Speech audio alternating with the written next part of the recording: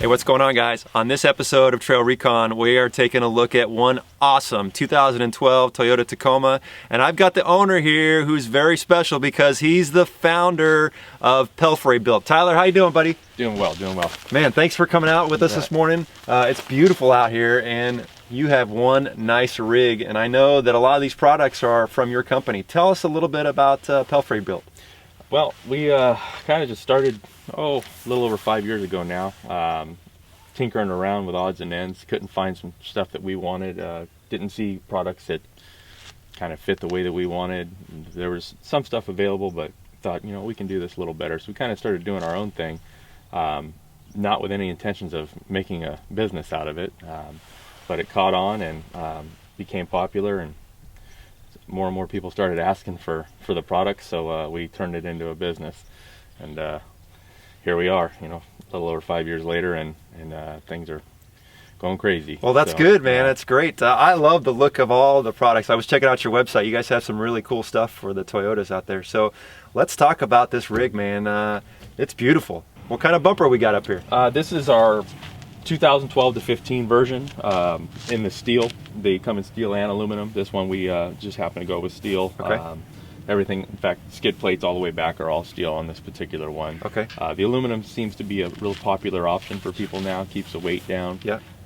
This one was pretty much built before we got into the aluminum, so we just left it alone. The suspension and everything else is kind of designed around that additional weight. So it's not broke, we're not going to fix it. Yeah, man, I love, it just fits the line of the truck so well, and you've got all these recessed in here for the lights and the winch. Mm-hmm. Man, it's really nice. What kind of lights do we got?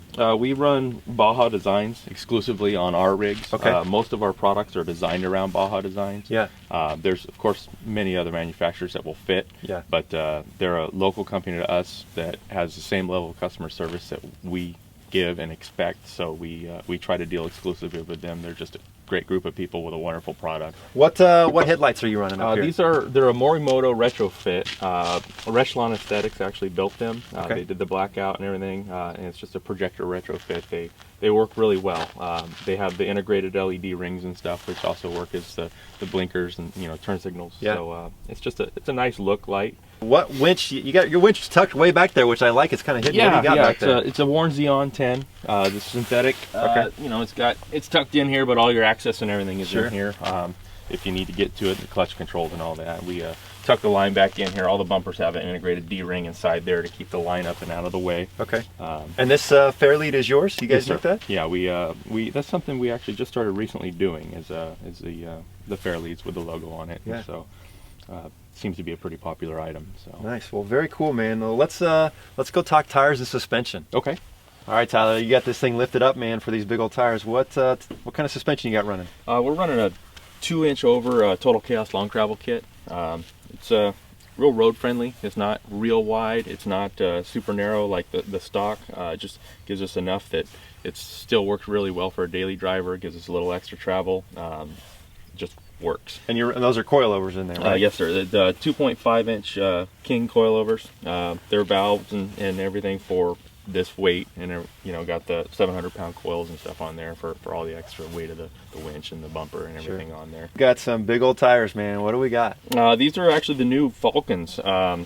Ran into these guys last year at Overland Expo, and they were just telling me how great these new tires are and how I had to try them out. So I said, what the heck? I was about ready for a new set. And figured I'd give them a go. And I got to say, I'm impressed. Road noise is super minimal for a mud terrain. They're super quiet. These have got about 10,000 miles on them now. Oh, okay. And they've been through pretty much all the elements. Not a ton of snow. Okay. Here in Southern California, we don't see it, but Sure. I did get to run through a little snow up in Montana a couple months ago on them, and they've done really well. They seem to be wearing fine. Okay. And, no complaints from me. They work really well. That's a 37, right? Yeah, that is a 37. Okay. Had to do a little bit of magic to make them fit. Yeah. We took a few inches out of the fenders here. Put the Bushwackers on here so we could actually bolt these to the fender, keep them good and sturdy. Okay. Had to push the firewall back about 3 inches and tub up inside the inner wheel well there to get them to clear. But nice. Seemed to be a good working tire for the truck. Yeah. It's a lot of rubber, but it performs well. What rim are you running down here? Stealth Custom Series. This is their Ray 10 and the 17-inch. good people, good wheels. They're Toyota specific. Yeah. We ran a few different sets of them over the years, and they've just been a good wheel with a real sharp look to them, and they perform well. Yeah, no, they look nice. I really like them. And now, these big old tires, man, what gears are you running? Well, I'm running 456s. Originally, when we started this build, we were going to stick with 35s, and it seems like 37 is the new 35, so we took the bait and went with a bigger rubber. We're still on 456s, so it's a little under geared, but to go to 488s, I can't justify redoing it again, so I think we're just going to leave it like it is and deal with it. Now, this rock rails are yours. Yes, tell sir. me about it. Yeah, those are our bolt-on version. They come in a bolt-on or a weld-on. We just ran the bolt-on. Okay. There's enough strength there, and there's enough. The way that the frames are on these and the bolt-on system that we have, it's almost to the point that weld-on is not even necessary anymore. Right. You know, if you're really, really banging hard on stuff all the time, weld-on is always going to be the way to go. But you know, this one here, I try to take it kind of easy. Yeah, I got you. But I know you take this off road quite a bit, yeah, so it gets some use. Yeah, you know, it takes a beating, but I don't go out of my way to try to break it. No, so. None of us do. Nice. You got a nice little snorkel up here, man. Tell us about this. That's just the ARB Safari Snorkel. This one is actually for a Hilux. Okay.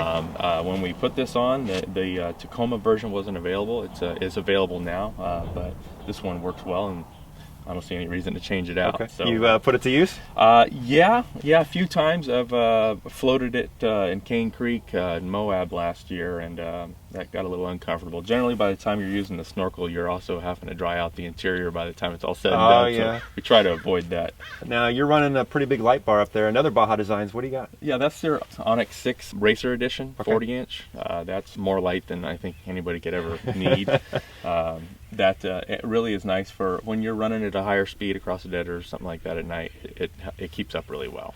All right, Tyler, it's a great looking Overland rig, man. Tell me about everything you got up top. We've got the CVT 10 on top. Okay. Just gives us a nice warm place to stay at night. Sure. Up and out of the way. I don't have to haul a bunch of extra stuff around. Just kind of. And you can set those up pretty quick. A couple minutes. Yeah. Yeah, it's really nothing to it. It's got an annex and stuff you can zip in. Sometimes when the whole family's with us, which includes a bunch of dogs. Right. They've all got somewhere to sleep down on the ground. We could put a toilet down there and heaters or whatever else you need. So it's a nice little addition. You know, when you're trying to get it out away from it all. Yeah. Tell me about what kind of roof rack you got up here. Roof racks, both of them are front runners. Okay. We use a lot of their stuff, a lot of their accessories. The racks are kind of their main product, if you will. Okay. But they make every accessory you could dream of, all the way down to kitchen utensils and chairs and lights, the whole nine. Yeah. And they're just a really nice system that they've built, that everything fits with one another. So we like I said, we use a ton of their products on all of our rigs. You've got what do you got up there? You got the Rotopacks? Yeah, we've got Rotopacks, water and gas. Okay. That's pretty much up there all the time. Sure. Keep the max tracks up there. Okay. Just a little easier than pulling line if you can get away with it. Sure. So try to not need that stuff, Yeah. but you know, it happens. The Max Tracks are pretty good products. And you got a little auxiliary, some more Baja auxiliary lights on the side? Yeah, we have over on the campsite. The tent flips out Yeah. that direction. That's where the annex and everything Okay. is. So generally camps on that side. So we have auxiliary lighting stuff on the rack Nice. just to kind of keep the area lit up. Yeah, great setup, man. Yeah. Okay, I know you got some storage in here. Let's take a look. Yeah, it's a little area that we store our Second Amendment stuff. Got keep the compressor and all the stuff in here nice, clean and dry. You know, different little tools and whatnot. Bug out bag. There's a couple weeks worth of food and water purifiers and everything. Very in nice.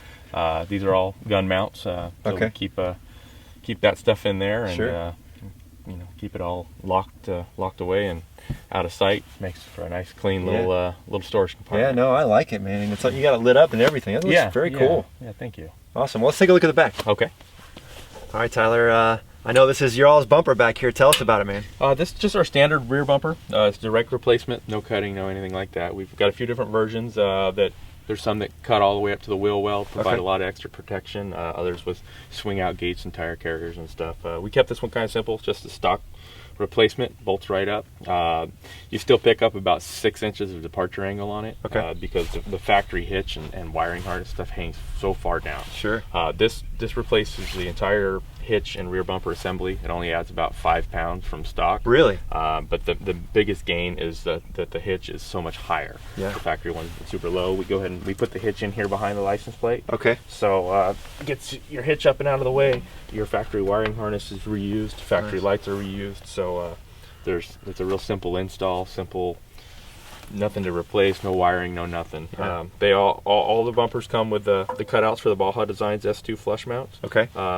They also have an optional cover plate that you can use if you don't want to use the lights, but we run those. It gives us just a ton of reverse light when needed, Sure. or setting up camp, whatever it may be. Yeah. It's just a real nice light. It's very clean, man. I love how well it just fits the design of the truck. You guys do a great work.